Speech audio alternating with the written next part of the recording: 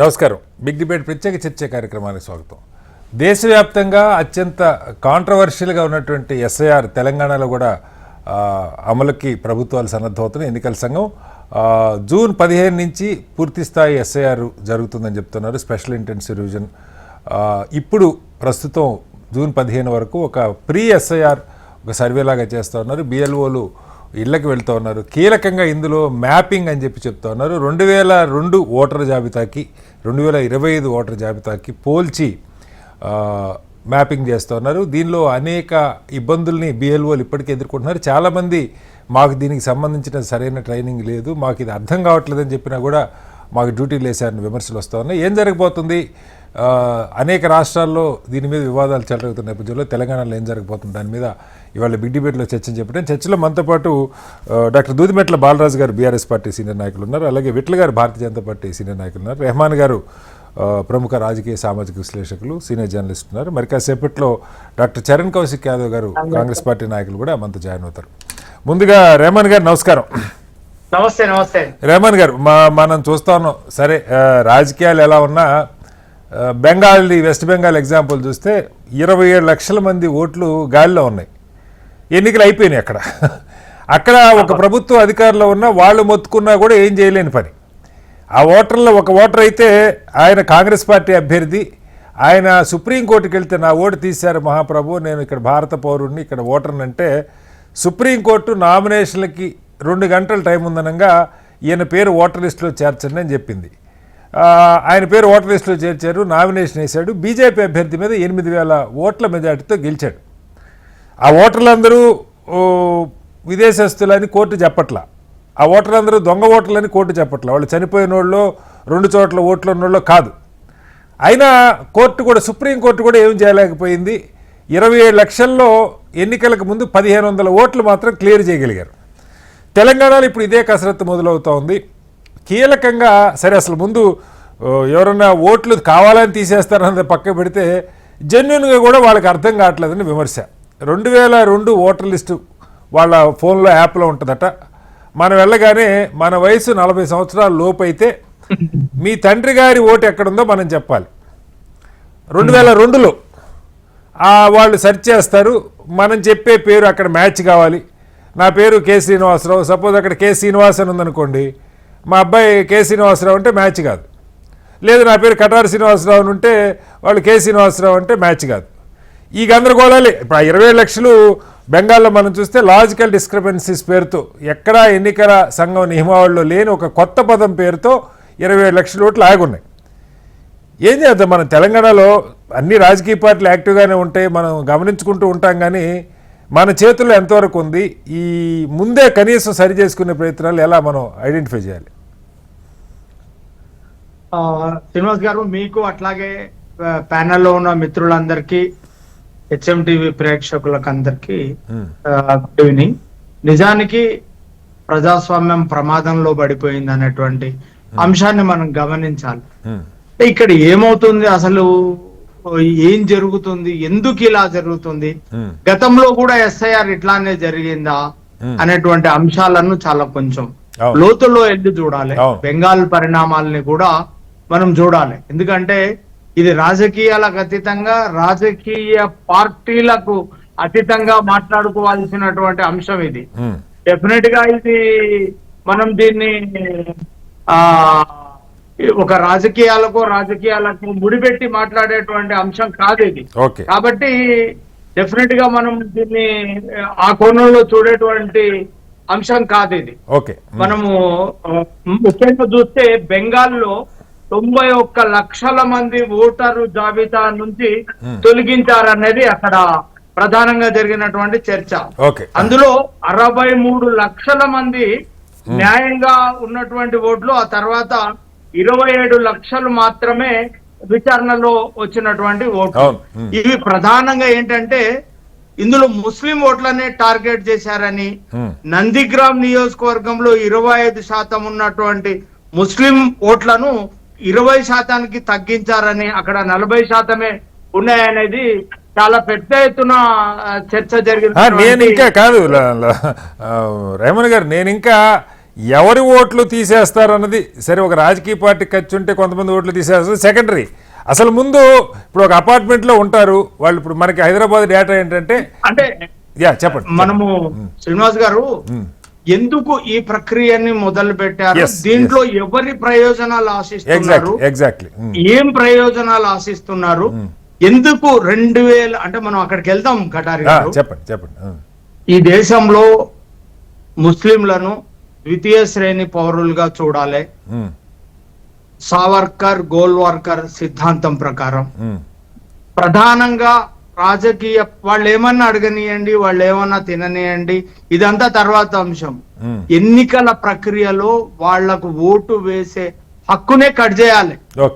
Cut చేయాలంటే సాధ్యం కావడం లేదు. అంటే రాజ్యాంగము లేకపోతే రాజ్యాంగం ఇచ్చినటువంటి హక్కు మతం, కులం, జెండర్, కాస్ట్, రిలీజియన్ కి సంబంధం లేకుండా 18 ఏండ్లు నిండిన ప్రతి పౌరుడికి వయోజన ఓటు హక్కును రాజ్యాంగం కల్పించి, ఈ నేపథ్యంలో ఓటును ఎలా తొలగించాలనేటువంటి దానిపైన రాజ్యాంగబద్ధమైనటువంటి సంస్థ అయినటువంటి ఎన్నికల కమిషన్ ద్వారా తొలగిస్తున్నారు అనేది బెంగాల్ కు సంబంధించినటువంటి మనం ప్రాక్టికాలిటీలో చూసాం.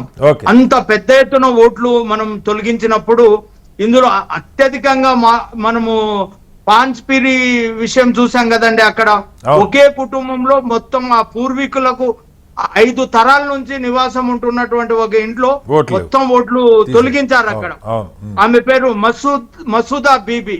ఆమె మొత్తం వైరల్ అయిపోయింది రాష్ట్ర వ్యాప్తంగా, దేశవ్యాప్తంగా. అంటే మొత్తం 5 తరాలు ఒకే ఇంట్లో ఉన్నారు, వాళ్ళ ఓట్లు టాలీ అవ్వట్లేదని తొలగించారు.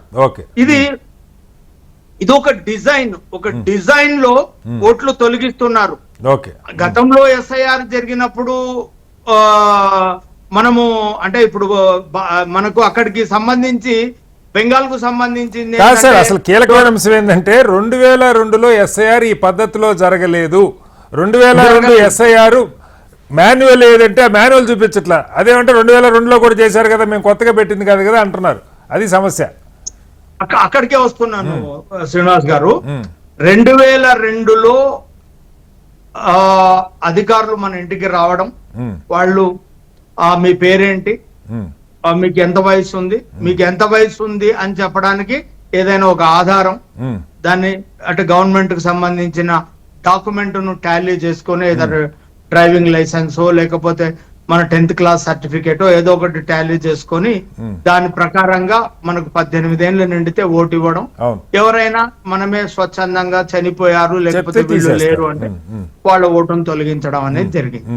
ఇప్పుడు స్టెప్ 1 లో ఏం చేస్తున్నారు, 2025 కొత్త జాబితా తీసుకొస్తున్నారు. స్టెప్ 2 లో ఏం చేస్తున్నారు, 2002లో కటార్ శ్రీనివాస్ గారు మీరు ఎక్కడున్నారు ఉద్యోగ రీత్యా, ఏదైనా ఒక జిల్లాలో ఉండిండొచ్చు లేదా ఇంకో ప్రాంతంలో ఉండిండొచ్చు. నేను 2002లో కరీంనగర్ జిల్లాలో ఉన్నా.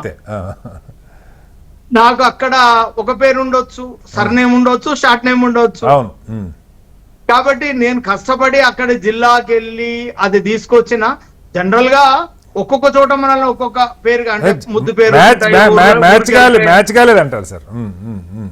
ఇంకొకటి ఆడవాళ్ళకి సంబంధించి పెళ్లిళ్ళు అవుతాయి, ఇంటి పేర్లు మారుతాయి, భర్త పేరు వస్తుంది తండ్రి పేరుకు బదులుగా, ఎన్నో మార్పులు ఉంటాయి. కాబట్టి ఎప్పుడైనా ఏదైనా విషయాలు వస్తే ఏదైనా అఫిడవిటో ఇట్లా అడిగేటోళ్ళు ఇప్పుడు నిర్దాక్షిణ్యంగా ఓటు తొలగించేస్తున్నారు. అంటే ప్రజాస్వామ్య ప్రక్రియకు అంటే ప్రజాస్వామ్య ప్రక్రియ మొదలయ్యేదే ఓటు నుంచి మొదలవుతుంది. ఈ ప్రక్రియకే గొడ్డలి పట్టిగా మారుతుంది. ఇది మనం అంటే ఇది ఎన్నికల సంఘం చేస్తున్నటువంటి ఈ దురాగతాన్ని, ఈ దుర్మార్గమైనటువంటి ఆలోచనను, ఒక కుట్రను అన్ని రాజకీయ అంటే ఇది ఇంతటితో ఆగదండి. రేపు ప్రభుత్వాలు మారవచ్చు, కొత్త ప్రభుత్వాలు రావచ్చు, కొత్త కూటములు రావచ్చు. అప్పుడు మీరు ఇంత చేశారు కదా, మేము ఇంతకు రెట్టింపు చేస్తామనేటువంటిది మనం చూస్తూ ఉన్నాం కదా సమాజంలో. కాబట్టి ప్రజాస్వామ్యాన్ని పరిరక్షించే వాళ్ళుగా, రాజ్యాంగాన్ని ప్రేమించే వాళ్ళంగా, ప్రజల హక్కుల్ని ప్రేమించే వాళ్ళంగా, ఒక పౌర సమాజంలో నుంచి, సివిక్ సొసైటీలో నుంచి మనం ఇప్పుడు చూస్తున్నామండి కాక్రోచ్ ఉద్యమం ఇలాంటి పరిణామాల్లో నుంచే పుట్టుకొస్తుంది. అంటే ఈ దేశంలో మోడర్నైజేషన్ రాదు, యువత ప్రశ్నించరు, యువత మాట్లాడరు అనేటువంటి దగ్గర నుంచి మన కళ్ళ ముందే చాలా పెద్ద మార్పు కనిపిస్తుంది. డెఫినెట్ గా రాజ్యాంగాన్ని తుంగలో తొక్కి పౌర సమాజాన్ని అంతా నోరు మూపిచ్చేస్తాం, మా ఇష్టం వచ్చినట్టుగా వ్యవహరిస్తామని రాజ్యాంగబద్ధమైన అసలు దీది మీద ట్వీట్ చేసిందండి ఎన్నికల సంఘం. ఎన్నికల సంఘానికి ఇట్లాంటి అధికారాలు లేవండి. ఎన్నికల సంఘం ఎన్నికల సంఘంగానే వ్యవహరించాలి. రాజకీయ పార్టీలకు వ్యతిరేకంగా ట్వీట్లు చేయడం, ఇళ్లను కూల్చడం, ఇష్టం వచ్చినట్టుగా వ్యవహరిస్తామని చెప్పి వ్యవహరిస్తున్నారు. ఈ వ్యవహారం మంచిది కాదు ప్రజాస్వామ్యానికి, దేశానికి. రాజ్యాంగ ప్రేమికులుగా సివిల్ సొసైటీగా మనం దీన్ని ఖచ్చితంగా వ్యతిరేకించాలి. ఒక ప్రక్రియ అనేది ప్రజాస్వామ్యబద్ధంగా జరగాలి. వాళ్ళు బతుకుంటే ఓటు ఉండాలి. ఎందుకండి మీరు సింపుల్ గా బయోమెట్రిక్ ఎందుకు ఇంట్రడ్యూస్ చేయట్లేదు? బతుకుంటే వాళ్ళు అంటే ఆధార్ కార్డుకి లింక్ చేస్తే బయోమెట్రిక్ పెట్టేస్తే ఆటోమేటిక్ మషన్ ఓపెన్ అయిపోతుంది. దాని దగ్గర కూడా వద్దాం ఒకసారి. బాలరాజు గారు, మనకి ఏదో బలమైన పార్టీలు సరే, ఇప్పుడు కాంగ్రెస్ అధికారంలో ఉంది, బీఆర్ఎస్ నిన్నటిదాకా అధికారంలో ఉన్న పార్టీ ప్రధాన ప్రతిపక్షం, బహుశా చాలా చోట్ల బలంగా బిఎల్ఏలు ఉంటారు. ఇక్కడ కీలకంగా వాళ్ళు చెప్పేది ఏంటంటే బిఎల్ఏలు ఉంటారు కదా, అంటే బిఎల్ఏలు అయితే జనం ఏమైపోయినా పర్లా, అంటే మా ఓట్లు రాజకీయ పార్టీల బూత్ లెవెల్ ఏజెంట్ల దయాదాక్షల మీద ఆధారపడి ఉంటాయి అనేది అసలు ఒక క్వశ్చన్. సరే, లేదు బలంగా ఉన్నారనుకుందాం. ఇప్పుడు బిఎల్ఏ మాత్రం ఏం చేయగలుగుతాడు? ఇప్పుడు 2002 ఓటర్ లిస్టుతో మ్యాపింగ్ అండి. 2002లో ఎపిక్ కార్డులు లేవు, ఫోటో ఐడెంటిటీ కార్డులు లేవు. అక్కడ వాడు ఏం రాశాడో తెలియదు. నాకు 40 ఏళ్ళ లోపు ఉంటే 2002లో నాకు ఓటు ఉండదు, ఎందుకంటే ఇది 24 ఏళ్ల క్రితంది. ఇవాళ 26లో ఉన్నాం. 2002లో నాకు 40 లోపు ఉంటే అప్పుడు 16 ఏళ్ళు 15 ఏళ్ళు ఉంటాయి. అప్పుడు మా నాన్న ఓటు ఎక్కడుందో, ఏ పేరుతో ఉందో మనం వెతకాలి. లేదు నాకు 40 దాటితే నేను ఎక్కడున్నానో ఆ నియోజకవర్గం ఆ బూత్ చెప్పినా కూడా పేరు మ్యాచ్ కావాలి. మ్యాచ్ కాకపోతే మ్యాపింగ్ జరగదు. మ్యాపింగ్ జరగకపోతే ఏమేమి ఆధారాలు తీసుకుంటారో తెలీదు. అందరి దగ్గర కామన్గా ఉండే ఆధారు ఈ దేశంలో.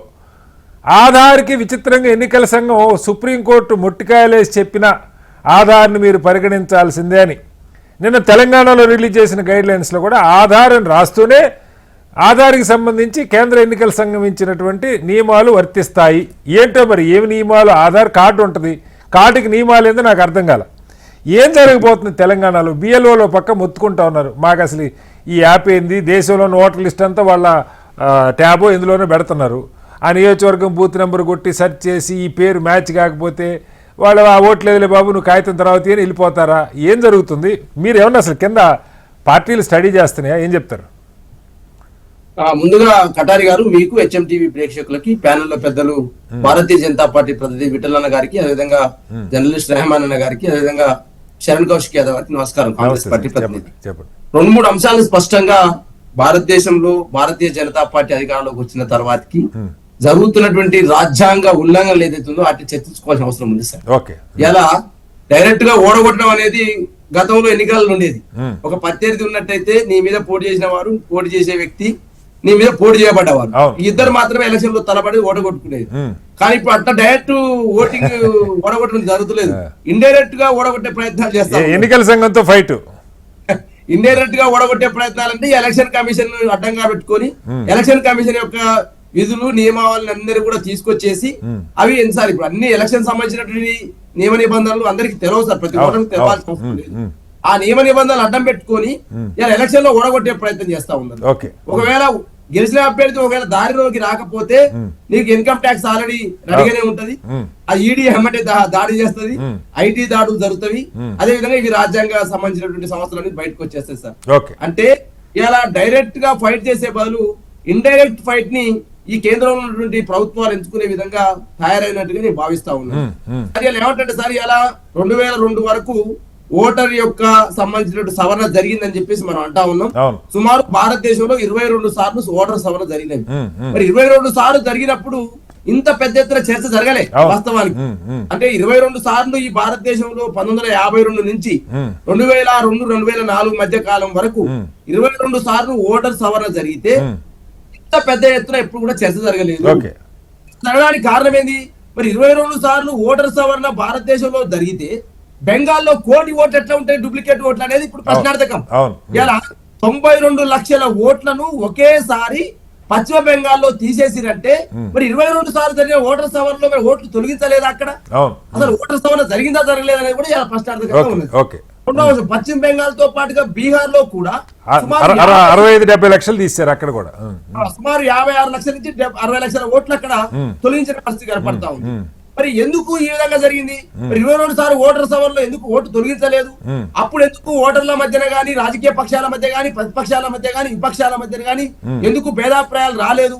మరి ఇవాళ మాత్రమే అంటే 2004 నుంచి 2026 ఏదైతే ఉందో సుమారు 22 ఏళ్ల తర్వాత చేస్తున్న ఈ ఓటర్ సవరణలో ఎందుకు ఇన్ని భేదాభిప్రాయాలు, ఇన్ని రకాల భిన్నాభిప్రాయాలు, ఇన్ని రకాల గందరగోళాలు ఓటర్ మధ్య ఎందుకు వస్తున్నది ఎలా? కాదు సార్, నేను ఒకటి అడుగుతున్న బాలాజీ గారు, మీరంతా ఎన్నికల్లో గ్రౌండ్ లెవెల్లో పనిచేసేటువంటి యాక్టివిస్టులు, మామూలుగా మొన్నటిదాకా పార్టీలే పంచుకునే ఓటర్ స్లిప్పులు అప్పుడే తల బొప్పి కడుతుంది. ఎవడెక్కడ ఉన్నాడు, వాడి ఇల్లు, ఆ నంబర్ ఉందా, వాడి ఓటు ఎక్కడుంది చూసుకొని మనం తిరిగి ఇవ్వటమే కష్టం అవుద్ది. పెద్ద పని. హైదరాబాద్ లాంటి ప్రాంతంలో దొరకరు అసలు. మనకి ఒక్కొక్క కమ్యూనిటీలో 5,000, 10,000 ఓట్లు ఉంటాయి. అవును.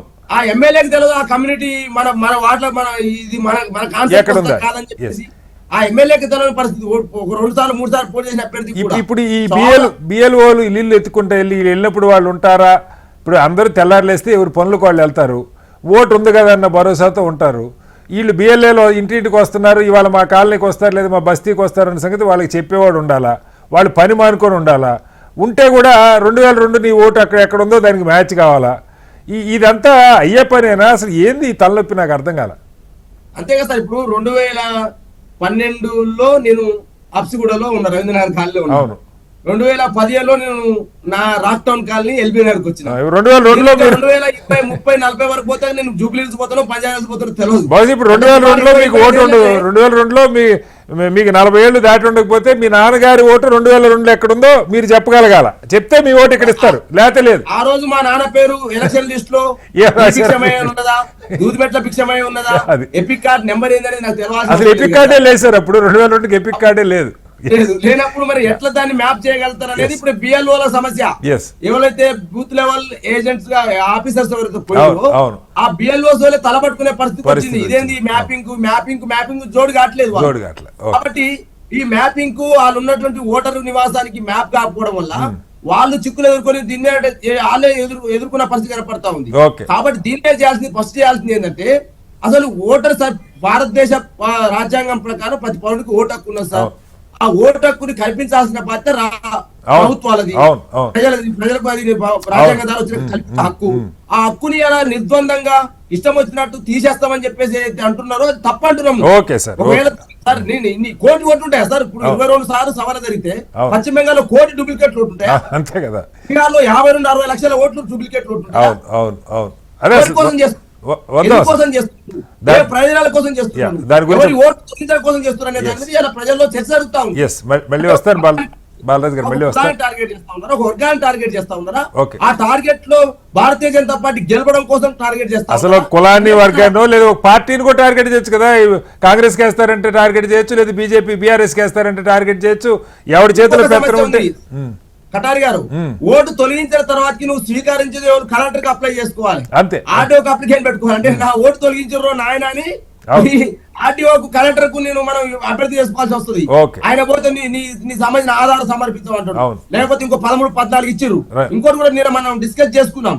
అంటే ఒక నేరస్తుడు ఒకవేళ నేరారోపణకు గురైతే వాళ్ళకు ఓటు నిరాకరిస్తామని చెప్పేసి ఒక నిబంధన కూడా ఉంది. ఇది ఎక్కడుందో నేనైతే అసలు మరి సుప్రీంకోర్టు దాకా వెళ్ళియో లేదో నాకు తెలియదు. ఎన్నికల్లో పోటీ చేయకూడదని ఉంది, కానీ నేరం నిరూపణ అయితే అసలు ఓటర్ లిస్ట్ లో పేరు తీసేయాలని బుల్డోజర్ రాజ్యంలో. విట్ల గారు, మీరు ఇప్పుడే రెహమాన్ గారు కూడా కోట్ చేశారు. కాక్రోచ్ జనతా పార్టీ పేరుతో వాళ్ళకి 5 డిమాండ్లు పెట్టారు వాళ్ళ మేనిఫెస్టో అని.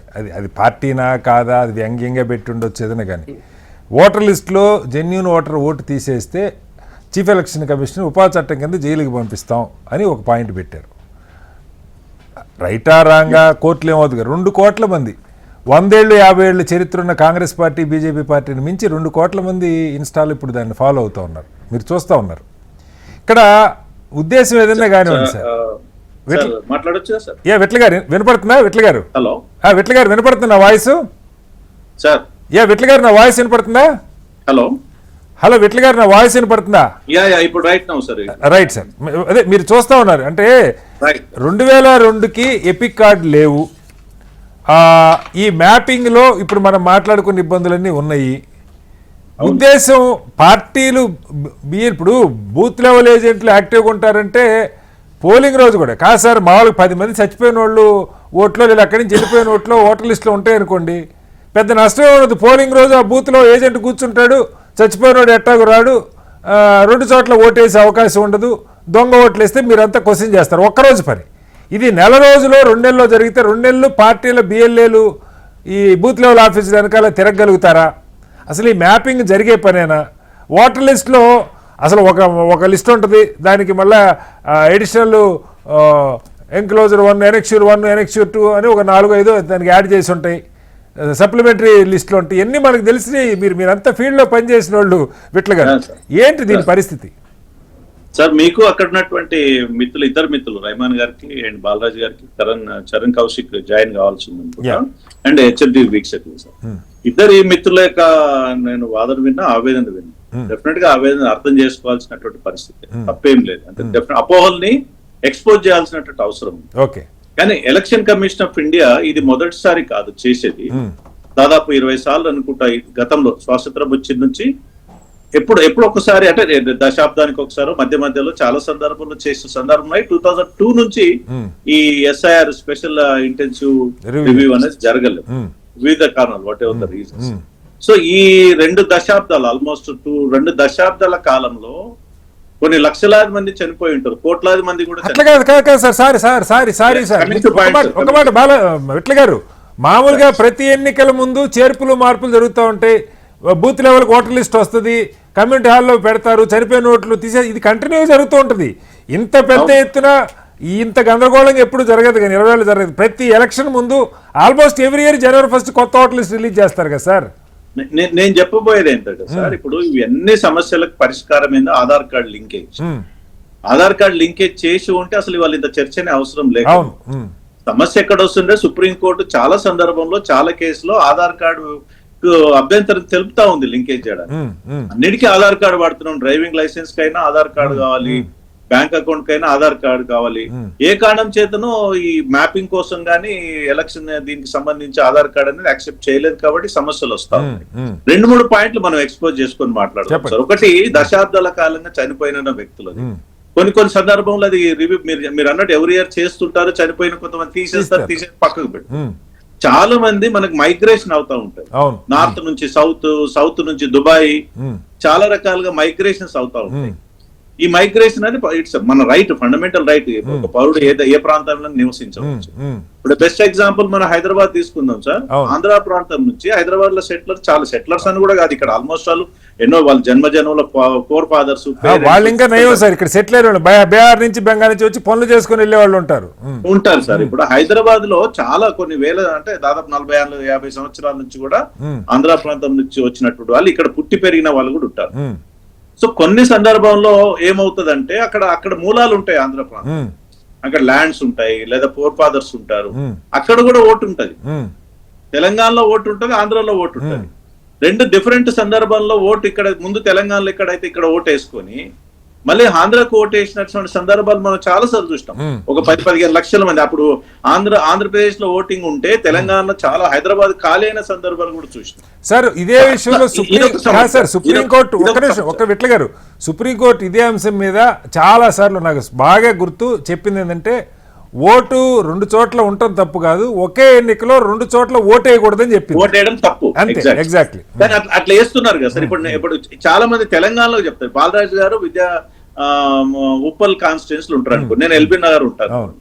ఎల్బీ నగర్ నుంచి నేను గచ్చిబౌలికి వచ్చిన, బట్ ఎల్బీ నగర్ లో ఓటు ఉంటది. నా ఓటు ఎల్బీ నగర్ లో కూడా ఉంటది, గచ్చిబౌలిలో కూడా ఉంటది. మేము ఊర్లో నుంచి వచ్చిన ఊర్లో గ్రామ పంచాయతీ ఓటు అక్కడ కూడా ఉంటది. ఇది ఏమవుతుందంటే ఇది రివ్యూ చేయకుండా ఉంటే, ఎక్కడొకసారి ఫుల్ స్టాప్ పెట్టకుండా ఉంటే అది ఒరిజినల్ ఓటర్ లిస్ట్ అనేది రాదు. ఇప్పుడు ఎలా క్లియర్ అవుతుంది చెప్పండి సార్. మీరు చెప్పింది అడుగుతున్నా, మీరు చెప్పింది.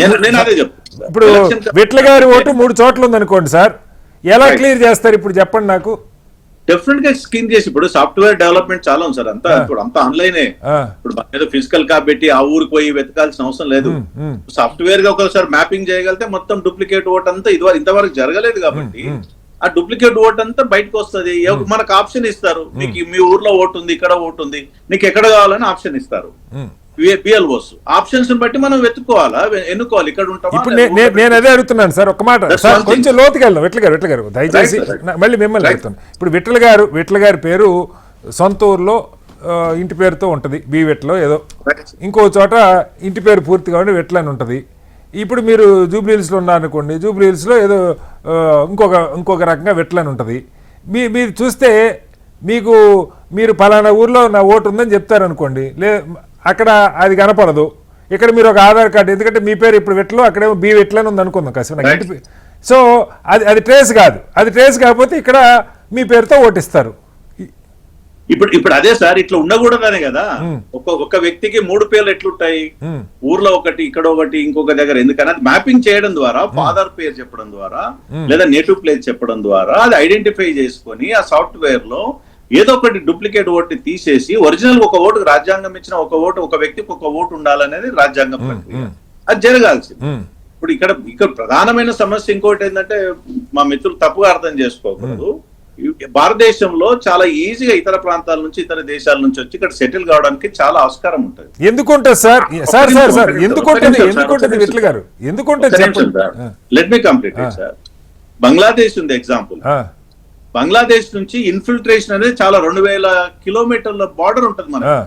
అక్కడ ఫెన్సింగ్ లేదు ఇప్పటికీ, కొన్ని వేల కిలోమీటర్కు ఫెన్సింగ్ లేదు. ఒక మొత్తం కిలోమీటర్కో 2 కిలోమీటర్లు సైనికులు పెట్టలేదు ప్రభుత్వం, ఏ ప్రభుత్వమే. ఇన్ఫిల్ట్రేషన్ అనేది బంగ్లాదేశ్ నుంచి చాలా బంగ్లాదేశ్ ఒక్కటే కాదు, మయన్మార్ నుంచి, బంగ్లాదేశ్ నుంచి విపరీతంగా వచ్చింది అనేది ఒక వాదన. ఇంకొక ఇప్పుడు అది బెంగాల్లో జరిగింది, బెంగాల్లో చూడగలిగినాం. కాదు సార్ విట్ల గారు మీరు కూడా ఇలా ఇప్పుడు బెంగాల్లో 25 లక్షల ఓట్లు వాళ్ళు విదేశస్తులను తీలా చెప్పండి సార్. ఒక్క మాట సార్, లెట్ మీ కంప్లీట్. ఈ రకంగా రావడం అనేది భారతదేశానికి మంచిదా? మైనారిటీ వర్గాలు మంచిది కాదు కదా. ఒక మాట సార్, మైనారిటీ వర్గాలు ఇక్కడ స్థానికంగా పుట్టి పెరిగినటువంటి మైనారిటీ వర్గాలకు కూడా వాళ్ళకి ఓటర్ ఐడి కార్డు ఇవ్వాలి, ఆధార్ కార్డు ఇవ్వాలి. ఇప్పుడు అంతెందుకు సార్, హైదరాబాద్ చుట్టూ ప్రాంతాల్లో ఇప్పుడు కొత్త ఇండ్లు కట్టారు.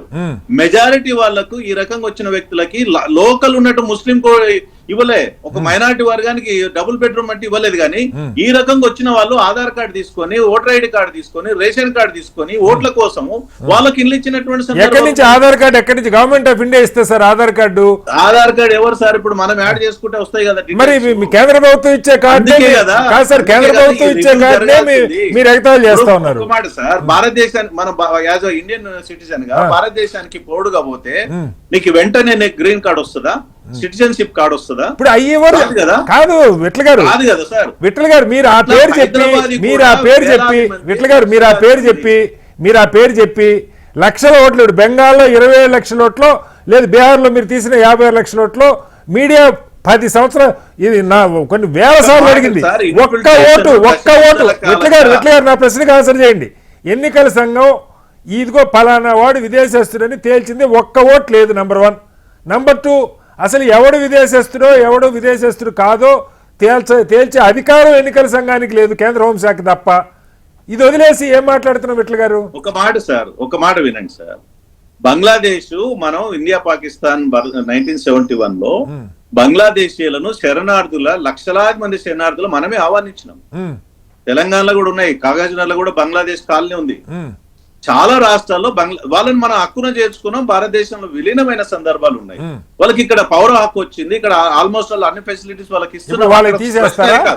ప్రశ్న అది కాదు సార్. ఆ రకంగా బంగ్లాదేశ్ తోటి ఇన్ఫిల్ట్రేషన్ లక్షలాది మందిగా దేశంలో ఉన్న అనేక ప్రాంతాలకు బంగ్లాదేశ్, ఎందుకంటే బంగ్లాదేశ్ అనేది చాలా చిన్న దేశం, జనాభా ఎక్కువ, 22 crores ఉంటుంది సార్ బంగ్లాదేశ్ జనాభా.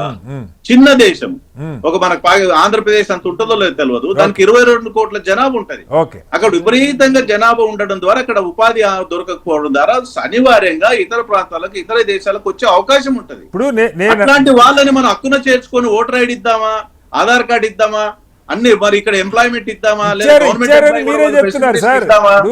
మీ వాళ్ళ దేశ పౌరులుగా గుర్తిద్దామా? మీ వైఫల్యాన్ని, కేంద్ర ప్రభుత్వాల వైఫల్యాన్ని సాధారణ ఓట్ల నెత్తిన రుద్ది వాళ్ళని చావగొడుతున్నారు. అంతకంటే ఏమీ లేదు ఇక్కడ. నేనేమంటున్నా సార్, ఇప్పుడు ఈ రివ్యూలో ఒరిజినల్ గా నిజమైనటువంటి భారతీయుడికి నష్టం జరిగితే తప్పకుండా చట్టపరమైన చర్యలు ఏం జరిగింది? ఇప్పుడు బెంగాల్లో 20 లక్షల మంది ఒరిజినల్ భారతీయులు మొత్తుకొని పెడితే సుప్రీంకోర్టు ఎవరు నిర్ధారించాలి సార్? తేల్చమనండి. 1500 సుప్రీంకోర్టు ఏం చెప్పింది? ఈ 29 లక్షల మందికి సంబంధించి ఉంటే మీరు ఎలక్షన్ నోటిఫికేషన్ వచ్చినాక మీరు వచ్చారు, ఎలక్షన్ నోటిఫికేషన్ ఆపలేని పరిస్థితి ఉంటది, ఎలక్షన్ ప్రక్రియ జరగని అని సుప్రీంకోర్టు వాళ్ళ ఓట్ల ఎలక్షన్ ఓటర్ లిస్ట్ లో ఉంటే మీరు పీకిపడేసి నోటిఫికేషన్ వచ్చారని మీరు చెప్తే ఏం చేయాలి సార్ వాళ్ళు? ఇప్పుడు బంగ్లాదేశ్ లో ఇన్ఫిల్ట్రేషన్ ఉందా లేదా సార్?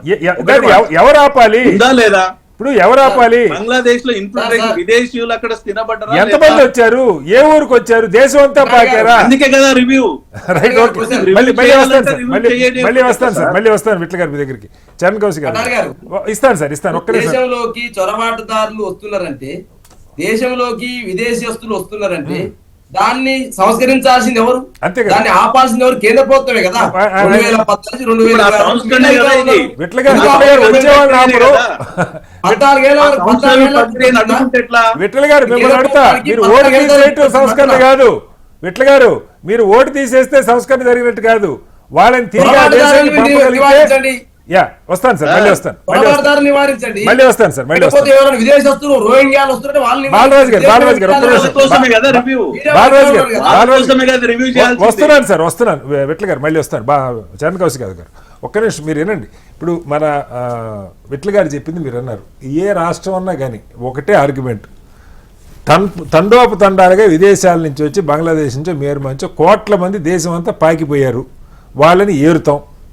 ఎవరు నేరారో, ఎంతమంది నేరారో, ఓటు తీసేస్తే ఏరినట్ట నాకు తెలియదు. వాళ్ళని తిరిగి బయటికి పంపిస్తున్నారా? ఇప్పుడు బీహార్లో 60 లక్షల ఓట్లు తీశారు, వాళ్ళలో ఒక్కడు విదేశస్తులను తేల్చారో ఎన్నికల సంఘం చెప్పమనండి, ఆన్సర్ లేదు. బెంగాల్లో 90 లక్షలు తీశారు, వాళ్ళలో ఒక్కడు విదేశస్తులని చెప్పమనండి, ఆన్సర్ లేదు. ఈ పేరు పెట్టి ఇప్పుడు ఇక్కడ సరే అసలు మన రాజకీయాలు పక్క పెడదాం. తెలంగాణలో జరుగుతున్న కసరత్తు గురించి అందరం మాట్లాడుతూ ఉన్నాం. 40 ఏళ్ల లోపు ఉంటే వాడికి ఒక కష్టం. వాళ్ళ నాన్నకి 2002లో ఓటర్ లిస్టులో వాళ్ళ నాన్న పేరు ఏముందో ఎలాగ ఉందో అలాగే చెప్పగలిగితే ఆ ఓటు కనపడుతుంది. వాడి కర్మగారు వాడు చెప్పలేకపోయాడు, వాళ్ళ నాన్న ఓటు ట్రేస్ కాదు. ఎందుకంటే ఓటర్ లిస్టులో ఎలా ఉందో అలా చెప్తే అది కనపడుద్దేమో, కానీ మా నాన్న పేరు రామలింగేశ్వరరావు, ఇంటి పేరు లేదు రామలింగేశ్వర అని రాశారని చెప్తాను అనుకో, అది కనపడదు. కనపడితే ఈయన ఓటు కాదు. ఈ బాధలు ఇప్పుడు ఓటర్కి ఇంటికి వస్తారు, ఆ ఇంటికి వచ్చే టైంలో వీళ్ళు ఉండాలా. వాళ్ళ నాన్న ఈడే 4 ఇళ్ళు మారి ఉంటాడు. అద్దెకి హైదరాబాద్లో 70% మంది అద్దెకుండేవాళ్ళనంట, సొంత ఇల్లున్నోడు 30% మంది. ఈయన ఓటు ఎక్కడుందో ఈయనకు తెలియదు. లాస్ట్ టైం వీళ్ళ నాన్న ఓటు 2002లో 24 ఏళ్ల క్రితం ఎక్కడుందో ఈయన ఎతికి చెప్పాలి. చెప్తే అప్పుడు ట్రేస్ అవుద్ది. ట్రేస్ కాకపోతే ఆధార్ ఉందా నా దగ్గర, ఆధార్కి ఏదో స్పెషల్ రూల్స్ ఉన్నాయి, ఆధార్ తీసుకుంటారా తీసుకోరా అర్థం కావట్లా. అధికారంలో మీరు ఉండొచ్చు, రాష్ట్రంలో మీ చేతులు ఎంత ఉందో నాకు తెలియదు. బెంగాల్లో మమతా అధికారంలో ఉంటే 20 లక్షల ఓట్లు పీక్ అవతలేశారు. ఏం చెప్తారు సార్? ఇక్కడ బంగ్లాదేశ్ అని చెప్పేసి ప్రతిసారి బంగ్లాదేశ్ గురించి చెప్తా ఉన్నాను. బంగ్లాదేశ్ భారత్ సరిహద్దు దాదాపు 4096 కిలోమీటర్లు ఉన్నది. ఇందులో దాదాపు 79.08% ఫెన్సింగ్ పూర్తయింది. 858 కిలోమీటర్లకు పనులు జరుగుతున్నాయి. మిగతా అంతా కొండ ప్రాంతం. అదే కాకుండా పశ్చిమ బెంగాల్, త్రిపుర, మేఘాలయ, మిజోరం, అస్సాం రాష్ట్రాలు బంగ్లాదేశ్ అనుకున్నాయి. వీళ్ళు ఎంతసేపు బంగ్లాదేశ్ అదే చెప్తాం, బంగ్లాదేశ్ చూపించు తప్ప మీరు బంగ్లాదేశస్తులు ఎంతమంది ఓటు హక్కు నమోదు చేసుకోరు పశ్చిమ బెంగాల్లో? అందులో ఎంతమంది తొలగించారో లెక్కలు చెప్పండి. అది ఆ లెక్కలు చెప్పరు, ఆన్లైన్ లో ఏదో వివరాలు పెడతారు. అదే కాకుండా ఇక్కడ ఏం చెప్తారు తర్వాత, ఇక్కడ ఆధార్ కార్డు సార్. ఇప్పుడు ఆధార్ కార్డు అనేది లింకు పెడితే మొత్తం సమస్యకు పరిష్కారం లభిస్తుంది కదా. ఎందుకు ఈ ఓట్ల పేరు మీద గందరగోళం? ఈ ఓట్ల మీద పేరు మీద ముస్లింలు ఉన్నారు, బంగ్లాదేశ్ ఉన్నారు, రోహింగ్యాలు ఉన్నారు, పాకిస్తాన్ ఉన్నారు అని చెప్పి ప్రజల్లో ఒక గందరగోళ వాతావరణం క్రియేట్ అయ్యి హిందువులలో బలమైనటువంటి సెంటిమెంట్ నాటే ప్రయత్నంలో భాగంగా ఎస్ఆర్, ఇది ఎస్ఆర్ అనేది ఇప్పుడు ఎస్ఆర్ పేరు పెట్టేదాం. ఇంతకుముందు కూడా చాలా సందర్భాల్లో చనిపోయిన వారిని ఓటు తీశారు, ప్లేస్ మారిన వాళ్ళ ఓటు తీసేసిన పరిస్థితి, తర్వాత కొత్తగా ఎడిషన్ డిలీషన్స్ కూడా జరిగిన పరిస్థితి మనం చూసినాం. మరి ఆనాడు ఎందుకు ఇంత డిస్కస్ చేయాలి, ఇప్పుడు ఎందుకు జరుగుతా ఉంది అంటే భారతీయ జనతా దీన్ని కూడా రాజకీయం కోసం వాడుకుంటాం. ప్రధానంగా దీని పేరు మీద ఏంటంటే భారతదేశంలో మొత్తం ముస్లింస్ వస్తున్నారట, ముస్లింలు అందరూ కాంగ్రెస్ పార్టీకి వస్తారు వేస్తారుగా ఓటు, మనం హిందువులు అంతా బీజేపీకి వేయాలి అంటే ఈ పోలరైజేషన్ చేసే ప్రయత్నంలో భాగంగా భారతీయ జనతా పార్టీ అన్ని రాష్ట్రాలు ఇన్నేళ్ల నుంచి గెలిచింది ముస్లింలు ఓట్లు వేస్తేనే గెలిచారా?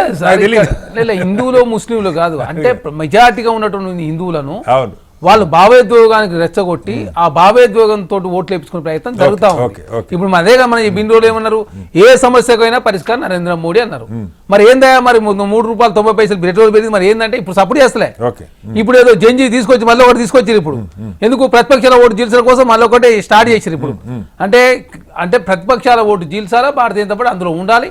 దేశంలో దేని మీద చర్చ, పెట్రోల్ డీజిల్ రేట్ల మీద జరగొద్దు, డాలర్ పెరిగిందంటే దాని మీద చర్చ జరగొద్దు, రూపాయి డాలర్ పోలిక ఉండొద్దు, దేశంలో ఎకానమీ ఎటనబోడి, పేదరికం ఎటనబోడి, నిరుద్యోగం ఎటనబోడి, ఆకలి చావు ఏదైనా జరగని, కానీ ఆ ఇష్యూ మీద డైవర్షన్ రాజకీయాలు జరగాలంటే కొత్త ఏ అంశాన్ని తీసుకొచ్చే ప్రయత్నం జరుగుతా ఉంది. దానిలో భాగంగా ఇప్పుడు చెప్పారు యాప్ సంబంధించి అది కూడా ఇదే.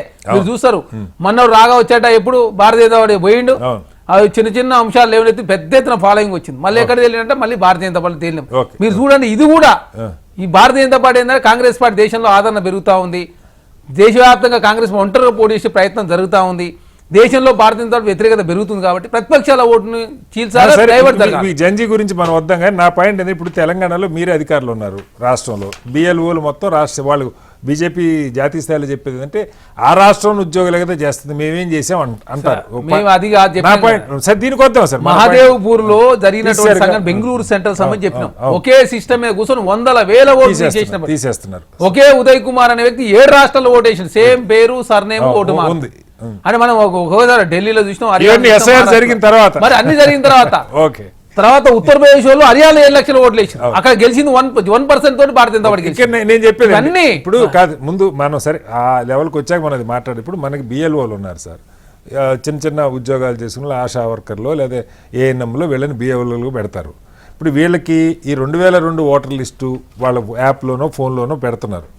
ఈ వివరాలు మ్యాచ్ కాకపోతే బెంగాల్లో ఆగిన 27 లక్షలు ఇదే పద్ధతిలో ఆగినాయి.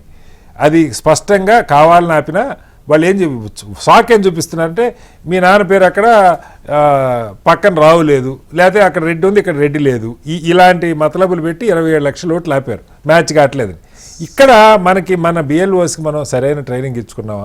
తప్పు జరిగితే రేపు పొద్దున మీరు కేంద్రాన్ని నిందించండి, కానీ ఇప్పుడు ఇది రాష్ట్ర సీఈఓ ఆధ్వర్యంలో కదా జరుగుతుంది. ఎక్కడ సార్ 23 లక్షల కేసు సుప్రీంకోర్టునే పెండింగ్ ఉంది. మరి ఆ 23 లక్షలకైతే అన్యాయం జరిగినట్టే కదా. 23 లక్షల ఓట్లు సంబంధించి అన్యాయం జరిగింది. పశ్చిమ బెంగాల్ భారతీయ జనతా పార్టీ గెలిచి వాళ్ళు అధికారులకు వచ్చి ఇప్పుడు ఎన్నటి తేలాలి, ఏం తేలాలి, ఎప్పుడు తేలాలి, మాకు సంబంధించి చాలా మనకు సరే ఒక ప్లేస్ ఇంకో ప్లేస్ మారినప్పుడు ఓటు మార్చుకుంటాం. అదే ఓటు నాకు ఇక్కడ ఉందా అని చెప్పేసి నేను ఎప్పుడు ఏది సమైక్య రాష్ట్రంలో పెట్టుకుంటే 6 నెలలు పట్టింది నా ఓటు తీస్తాను. అంటే పక్క ప్లేస్ మారినందుకు ఆ పక్క కాన్స్టిట్యూన్సీ మారినందుకే 6 నెలలు పడితే ఇప్పుడు ఎట్లా ఒట్టి సెకండ్లలో నువ్వు ఓటు తీసేసే ప్రయత్నం, అది కూడా ఏంది ఏరి కోరి. మీరు చూసారు అస్సాం ఇప్పుడు దేశం మొత్తం డీలిమిటేషన్, తెలుగు రాష్ట్రాల సమయం డీలిమిటేషన్ చేయాలని చెప్పి చట్టంలో ఉన్నది. మరి ఏందా మా తెలుగు రాష్ట్రాలు చేయలే, మరి అస్సాంలో చేశారు. మరి అస్సాం ఎందుకు చేసినట్టే వాళ్ళకి అనుకూలంగా మార్చుకునే ప్రయత్నం. అక్కడ ఎస్సీ ఎస్టీ సీట్లు పెరిగి మిగతా సీట్ దగ్గరే బౌండరీస్ మార్చుకుని మరి జమ్మూ కాశ్మీర్ చేస్తుంది. అంటే మీ రాజకీయ స్వప్రయాణాల కోసం భారతీయ ఎస్ఆర్ఐ తీసుకొస్తుంది.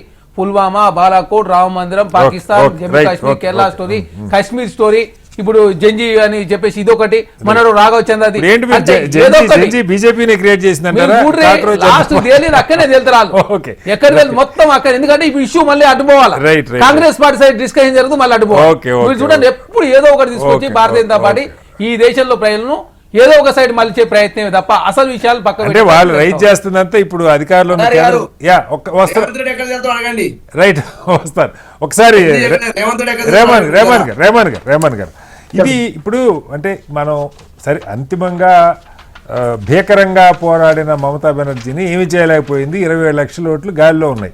సరే తెలంగాణలో ఇక్కడ ఉన్న పార్టీలు ఏ మేరకు నిలబెడతాయా ప్రజల ఓట్లు అనేది తేలాల్సి ఉంది. బట్ కనీసం ముందు ఇప్పుడు ఈ బూత్ లెవెల్ ఆఫీసర్లకి క్లారిటీ ఇచ్చి ఒరే నాయన ఆయన పేరు చెప్పి పలానా ఊర్లో ఉన్నాడు మా నాన్న ఈ పేరు అంటే అంతవరకు అది యాక్సెప్ట్ చేయమని చెప్తారా? ఇప్పుడు ఆధార్కి సంబంధించి ఇప్పుడు మీరు ఇందాక అన్నారు 10th పాస్ అయిన వాళ్ళు ఎంతమంది ఉంటారు, ఉద్యోగాలు లేనివాళ్ళు, చదువు లేనివాళ్ళు, లేదా డ్రైవింగ్ లైసెన్స్ కూలి పనులకి వెళ్ళేవాళ్ళు కూడా బోల్డ్ మంది ఉంటారు.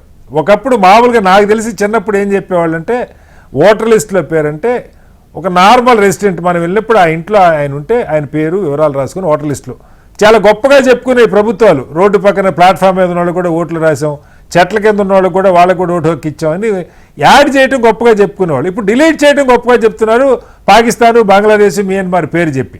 ఎన్ని తీశారు, ఎంతమందిని విదేశస్తులను డిక్లేర్ చేశారు, ఎంతమందిని బయటికి పంపించారంటే బండి సున్నా. ఒక్కడిని డిక్లేర్ చేయలా, ఒక్కడిని బయటికి పంపలా, ఓట్లు తీసేస్తే అయిపోయినట్టే, వాళ్ళు వెళ్ళిపోయినట్టే మనం భావించాలి. ఎలా అర్థం చేసుకోవాలి? చాలా వ్యాలిడ్ ప్రశ్న అడిగారండి మీరు. చాలా చక్కటి విషయం. దేశ సరిహద్దులు అంటే దేశ విదేశీ సరిహద్దును దాటి కంచె దాటి లోపలికి వచ్చినటువంటి వాళ్ళను ఓటు హక్కు తొలగించేసి నీకు ఓటు లేదు ఇంకా మిగతాదంతా నువ్వు అనుభవించేసుకోమంటే సరిపోతుందా? ఇప్పుడు మనం ప్రభుత్వ లెక్కలు కనుక చూస్తే కేవలం 73 కేసులు మాత్రమే అయినాయి. బెంగాల్ కు సంబంధించి అక్రమ వలసదారులను గుర్తించింది 14 మందిని. 20 లక్షల ఓట్లు తీశారు, 14 మందిని గుర్తించారు. అది ప్రభుత్వ లెక్కలు చూస్తే కనుక అట్లా అంటే ప్రభుత్వాలు కేసులు నమోదు చేసినవి 10ల సంఖ్యలోనే ఉన్నాయి. అంటే 90 లక్షల మందిలో మరి అక్రమ వలసదారులు ఎంతమంది, వాళ్ళ మీద ఎట్లాంటి చర్యలు తీసుకున్నారు, తిరిగి వాళ్ళ దేశానికి పంపిస్తున్నారా లేదా వాళ్ళను అరెస్ట్ చేయడమా, లేకపోతే అంటే పాస్పోర్ట్ లేకుండా అక్రమంగా దేశంలోకి ప్రవేశిస్తే అది మామూలు నేరం కాదు. ఇప్పుడు నేపాల్ లాంటి దేశాలకు ఇట్లాంటిది ఏమీ లేదు. సగం నేపాల్ మన ఇండియాలోనే ఉంది. దాని గురించి మనం ఎప్పుడు మాట్లాడడం, వాళ్ళకి వీసా అక్కర్లేదు, అది వేరే చర్చ. నేపాల్ వాళ్ళు ఇక్కడ మన దగ్గర ఓటర్ ఐడి తీసుకుంటారు, అన్ని తీసుకుంటారు. దాని గురించి మనం ఎప్పుడు మాట్లాడాం, ఎందుకంటే అది నిబంధనలో లేదు కాబట్టి. నేపాల్ నుంచి రావచ్చు, పోవచ్చు. నేపాల్ నుంచి వచ్చి పనులు చేసుకోవచ్చు, ఓట్లు తీసుకోవచ్చు. వాళ్ళు ఎందుకు హిందువులేనే? దానికి ఎగ్జామ్షన్ పెట్టేసినాం. ఓకే. దేశం దాటి పారిపోవాలంటే నేపాల్కి వెళ్తే సరిపోతుందండి. సరిపోతుంది. ప్రపంచంలో ఎవరైనా ఇండియాలోకి రావాలన్నా ప్రపంచ దేశాల్లో నుంచి నేపాల్ ల్యాండ్ డైరెక్ట్ ఇండియాలోకి రావచ్చు. ఇక్కడ నుంచి పారిపోవాలన్నా నేపాల్కి వెళ్ళి పారిపోవచ్చు. బంగ్లాదేశ్, పాకిస్తాన్ నుంచి కంచెల్లో నుంచి దాటి రావాల్సిన పని లేదు ఇండియాలోకి వస్తున్న వాళ్ళు, లేదా ఇండియా నుంచి బయటకు వెళ్ళిపోతున్నటువంటి వాళ్ళు. ఇదంతా వేరే చర్చ. అయితే లక్షలాది మంది ఓట్లను వీళ్ళు విదేశీయులను లేకపోతే రకరకాల పేర్లు పెట్టి తొలగిస్తున్నప్పుడు వీళ్ళను గుర్తించి వీళ్ళని పట్టుకొని తిరిగి వాళ్ళ దేశాలకు పంపించడమా, లేదా వాళ్ళ పైన చర్యలు తీసుకోవడమా, లేకపోతే చట్టపరంగా వాళ్ళ పైన ఎన్ని కేసులు నమోదైనాయని చూస్తే 10ల సంఖ్యలో కూడా ఉన్నాయి. కాబట్టి ఇది కేవలం ఓట్లు తొలగించేసి ఒక రాజ్యాంగబద్ధమైనటువంటి ఎన్నికల కమిషను ఓటు తొలగించేసి ఇక మీరు ఇక్కడ అంటే వాళ్ళ అంటే ఈ ఓటు ద్వారా మాత్రమే ప్రభుత్వాలు ఏర్పడతాయి, రాజకీయ అధికారం వస్తుంది. రాజకీయ అధికార ప్రక్రియలో కొన్ని వర్గాలను, ఎస్సీలను, మైనారిటీలను భాగస్వాములు కాకుండా చేయడంలో భాగంగా జరుగుతున్నటువంటి అతిపెద్ద కుట్ర. అంటే మీకు 17-18వ శతాబ్దం నాటే రూసో చెప్పిండండి మనకు కటారి గారు, మీరు మెజారిటీ ప్రజలను ఇతివృత్తంగా చేసుకొని పాలన చేయొద్దు, మొత్తం అంటే సమిష్టి పాలన చేయమని చెప్పిండు. సమిష్టి పాలన అంటే ప్రజాస్వామ్యమే రానప్పుడు మధ్యయుగాల నాటినే ఇంత గొప్ప మాట చెప్పిండు. అంటే ఒక వర్గాన్ని లేకపోతే ఒక వర్గ ప్రజల్ని విస్మరించి పాలన చేస్తే అది తిరుగుబాటుకు దారితీస్తుంది. వాళ్ళ రెక్కలు విరిచేసి ఎన్నికల ప్రక్రియలోనూ వాళ్ళని భాగం కాకుండా చేస్తే ఇది చాలా ప్రమాదకరమైనటువంటి విషయం. దీన్ని ఎన్నికల కమిషన్ ని పావుగా వాడుకోవడం అనేది అత్యంత దుర్మార్గమైనటువంటి కుట్రగా మనం చూడాల్సి ఉంటుంది. డెఫినెట్ గా సుప్రీంకోర్టు వ్యాఖ్యకే ఈ రోజు దేశం కదిలిపోయిందండి. ఇట్లాంటి విషయాలకు దేశంలో ఖచ్చితమైనటువంటి ఒక తిరుగుబాటు అనేది ఖచ్చితంగా వస్తుంది. ఇప్పుడు మన కళ్ళ ముందు కనిపిస్తా ఉన్నది, దేశంలో ఆల్రెడీ కదలిక స్టార్ట్ అయింది. ఏం చేసినా నడుస్తుంది, ఏమైనా చేయొచ్చు. దాని మీద పెద్ద విదేశీ కుట్ర ఇంటెలిజెన్స్ చెప్పింది బ్యాన్ చేశారు సార్. ప్రస్తుతం ట్విట్టర్ అకౌంట్లు, ఇన్స్టా అకౌంట్లు అన్ని కేంద్ర ప్రభుత్వం అధికారికంగా ఆపేశారు. అది మనం మాట్లాడదాం సార్, ఇంకో రోజు పెట్టుకుందాం దాని మీద చర్చ. బాలరాజు గారు, ఇక్కడ రాజకీయ పార్టీలు ఇప్పుడు ఊరికే ఈ గొడవ కాకుండా, ఇప్పుడు ఇందాక మన రెహమాన్ గారు చెప్పారు, బీహార్లో ఎన్నికలైన 65 లక్షలు తీశారు. బీహార్లో ఎన్నికలై సంవత్సరం దాటిపోయింది, ముఖ్యమంత్రి కూడా మారిపోయాడు అక్కడ. దానిలో విదేశస్తులు మోడీ గారి దగ్గర నుంచి గుజ్బేటియాకో దేతే చొరబాటుదారులు కానీ ఎన్నికల్లో ఓదరగొట్టారు. ఏ పార్టీ ప్రశ్నించదు అక్కడి నుంచి ఎంతమందిని పంపించావయ్యా, ఎంతమందిని విదేశస్తులను ఐడెంటిఫై చేసావయ్యా, ఎన్నికల సంఘం సరే ఇలా తీశారు డౌట్ ఉంది, హోంశాఖ ఇచ్చిందా, హోంశాఖ ఏమైనా చర్యలు తీసుకుందా, దీని మీద ఎవరు ఎందుకు మాట్లాడరు బాలరాజు గారు?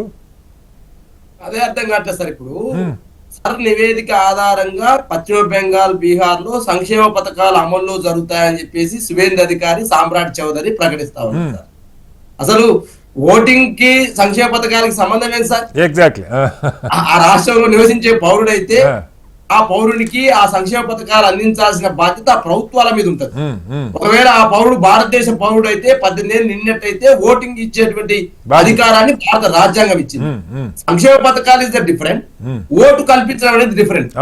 ఇలా ఓటు కల్పించడం అనేటువంటి అంశాన్ని నువ్వు నీ అధీనంలోకి తీసుకొని భారత పౌరుడైతే ఓటు ఇచ్చేటువంటి అధికారాన్ని నుంచి నీ భారత పౌరుడు అయినప్పటికీ నేను అడిగినవి నీ దగ్గర లేకపోతే నీ ఓటు లేదనే ఏదైతే నియంతృత్వం ఉందో దీన్ని ఖండిస్తా ఉన్నాం. ఇలా మేము ఇలా సార్ మీ ఓట్లు చొరబాటుదారులు తొలగించొద్దని మేము అనట్లేదు, నకిలీ ఓటు తొలగించొద్దని మేము అనట్లేదు, డూప్లికేట్ ఓటు తొలగించదని అనట్లేదు, ఒక ఓటర్ కి 2-3 ఓట్లు ఉంటే తొలగించొద్దని మేము అనట్లేదు, ఒక ఓటర్ కి 2 ప్రాంతాల్లో 3 ప్రాంతాల్లో ఉంటే తొలగించొద్దని అనట్లేదు.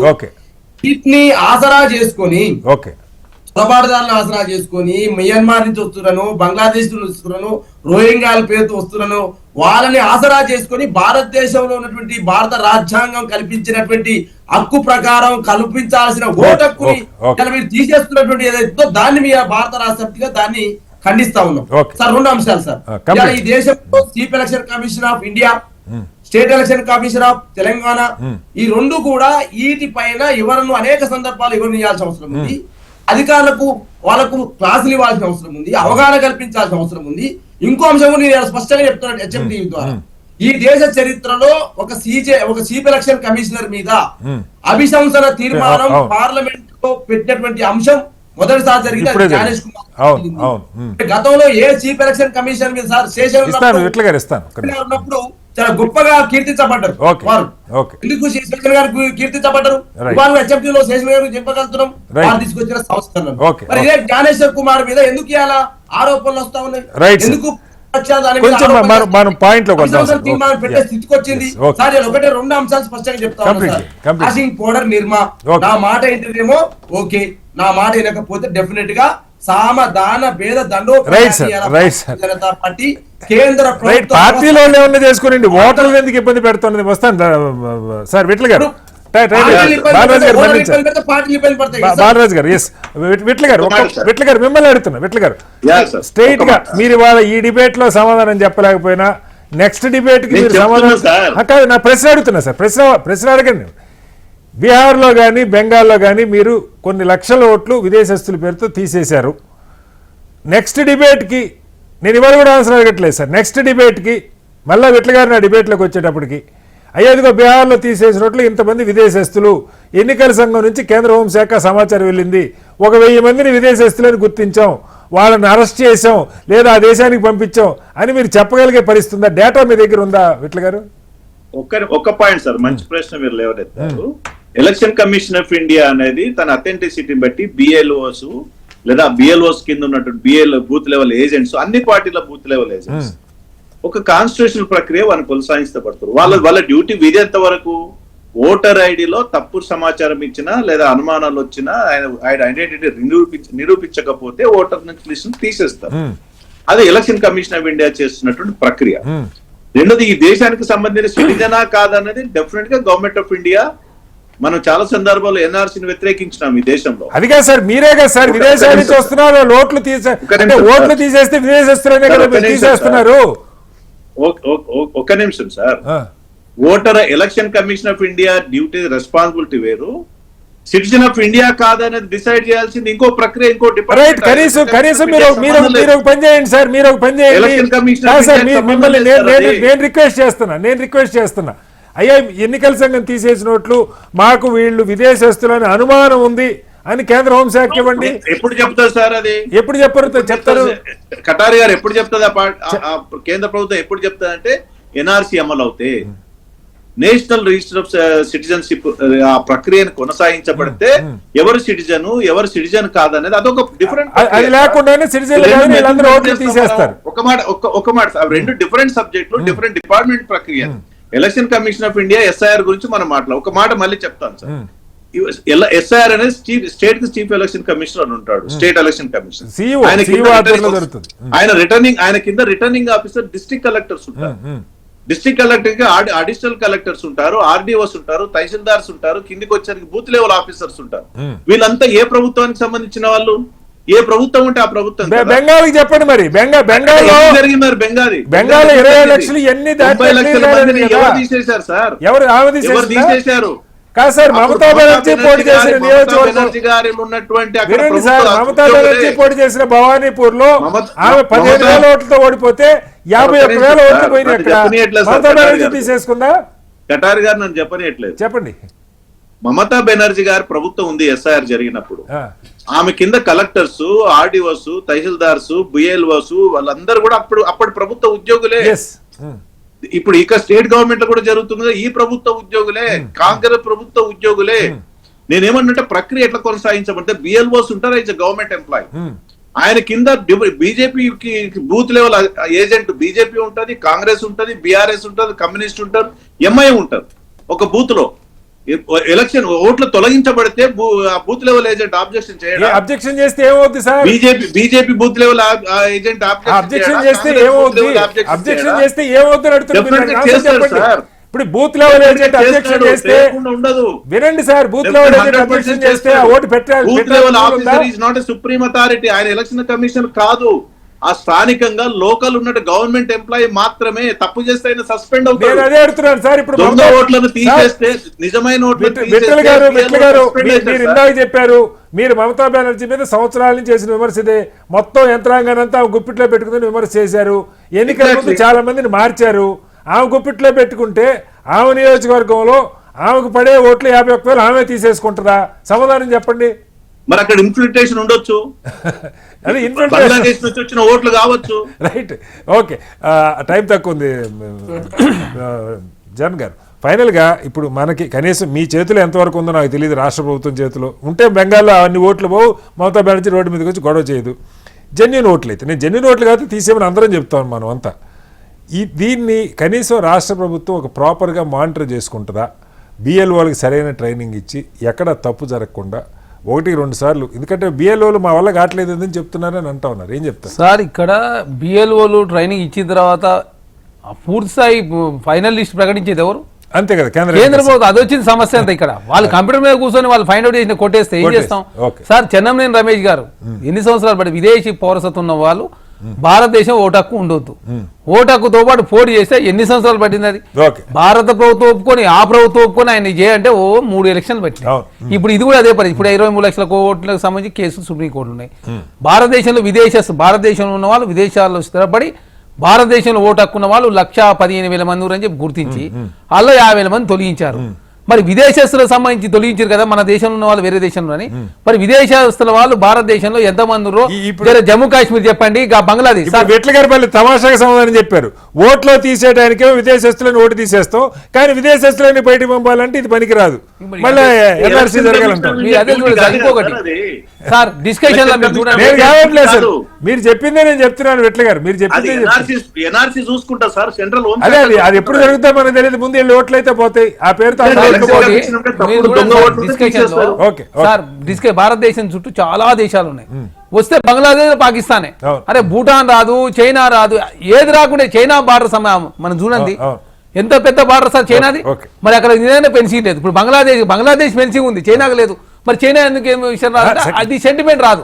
వాళ్ళకి కావాల్సిన సెంటిమెంట్ ఓటు, ప్రజలకు సంబంధించినటువంటి హిందువుల ఓటు పోలరైజ్ కావాలా. మేము ఏం చేయకుండా హిందువులతో ఓట్లు వేయాలా, భయం పెట్టి మీరు రాజకీయంగా మాట్లాడుతున్నారు చంద్ర గారు. ఓకే, రాజకీయంగా మాట్లాడుతున్నారు. రాష్ట్రంలో మీరు అధికారంలో ఉన్నారు. కనీసం ఈ తప్పు జరగకుండా వీలైనంత ఓట్లు ప్రొటెక్ట్ చేసే ప్రయత్నం అల్టిమేట్ గా మీరు చెప్పొచ్చు. నేను అంతా చేశాక ఆ ఢిల్లీలో కూర్చొని ఆయన నొక్కేశాడు అనేది అది వాస్తవం అయితే కావచ్చు. సార్ ఎగ్జాంపుల్ మీరు మన కళ్ళ ముందు ఉన్నాయి. ఢిల్లీలో అదే జరిగింది, పశ్చిమ బెంగాల్ జరిగింది, తెలంగాణ కూడా అదే జరుగుతుంది చూడండి. రైట్, అధికారంలో ఉన్న ప్రభుత్వం స్పష్టంగా చెప్పేస్తుంది ఇక్కడ మేము ఏం చేసినా అది ఢిల్లీలో కూర్చొని తొలగిస్తూ ఉన్నారు. లక్షల ఓట్లు బెంగాల్లో ఆ రకంగా తొలగించారని చెప్తున్నారు. ఎస్ఐఆర్ పేరుతో విదేశస్తులన్న అనుమానంతో అనేక మంది ఓట్లు పోతా ఉన్నాయి. బెంగాల్లో 27 లక్షల ఓట్లు త్రిశంకువర్గంలో ఉన్న పరిస్థితి. కేంద్ర ప్రభుత్వం నిజంగా ఓటర్ లిస్టులో విదేశస్తులను తొలగిస్తున్నట్టుగా గుర్తించగలిగితే, విదేశస్తులు వీళ్ళు ఇక్కడ వాళ్ళు కాదనుకుంటే కేంద్ర హోంశాఖ చొరవ తీసుకుని వాళ్ళని బయటకు పంపించాలి. అలాంటి ప్రయత్నం అయితే ఏమి జరుగుతున్నట్టు మనకు కనపడలేదు. ఇప్పటిదాకా విదేశస్తులని కేసులు పెట్టబడ్డ వాళ్ళు పదుల సంఖ్యలో కూడా లేరు దేశవ్యాప్తంగా. మరి ఇది ఎందుకోసం జరుగుతుంది? కనీసం తెలంగాణలో అన్న తప్పులు జరగకుండా రాజకీయ పార్టీలు కాపు కాసుకుంటే, రాజకీయ పార్టీలతో పాటు ప్రజా సంఘాలు, కాలనీ సంక్షేమ సంఘాలు, వెల్ఫేర్ అసోసియేషన్స్ వీళ్ళంతా యాక్టివ్గా ఉండి జెన్యూన్ ఓట్లు తొలగకుండా వాళ్ళ ప్రయత్నాలు చేయాలని కోరుకుందాం. చర్చలో పాల్గొన్న చరణ్ కౌశిక్ యాదవ్ గారికి, దూదిమెట్ల బాలరాజు గారికి, విట్ల గారికి, రెహమాన్ గారికి ధన్యవాదాలు. ఇది వాళ్ళ బిగ్ డిబేట్. రేపు మళ్ళీ కలుద్దాం. నమస్కారం. సెలవు.